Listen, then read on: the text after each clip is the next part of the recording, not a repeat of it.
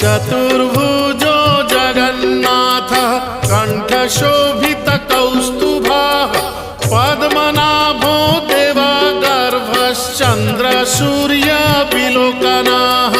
जगन्नाथो लोकनाथो नीलाद्रीशः परो हरिः